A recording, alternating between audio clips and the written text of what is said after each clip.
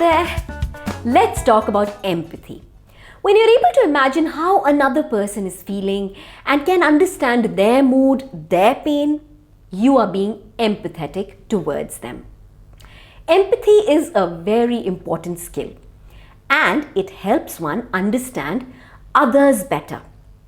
In this video, we will learn how to use an empathy map and to think about and understand others better.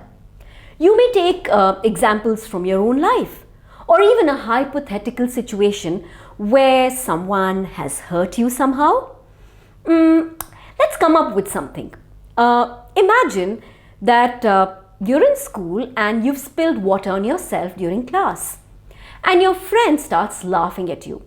You in turn scream at your friend saying, "I hate you," and throw water all over him. Now maybe you felt embarrassed and saw your friend being insensitive towards you and reacted like that in a moment of anger. Of course, it's not okay to laugh at anyone's misadventures, but your friend in turn didn't really mean to be horrible to you when he laughed at you. He laughed in a light-hearted manner and in that light-hearted moment. But now your actions and words have made him feel upset. Do you think you could have reacted better in this situation? Maybe you could have kept it playful and laughed along with your friend for all the silliness.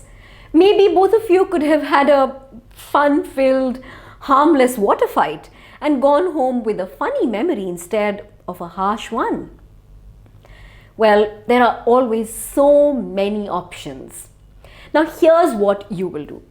Make 3 concentric circles like this and divide them into 6 parts like this. In the smallest circle at the center, write down the issue. In this case, spilling water. In the circle just outside, mention in each part your own feelings and actions. I heard, I saw, I felt, I thought, I said, I did. And in the outermost circle, mention the feelings and actions of the other person or people involved. They heard, they saw, they felt, they thought, they said, they did.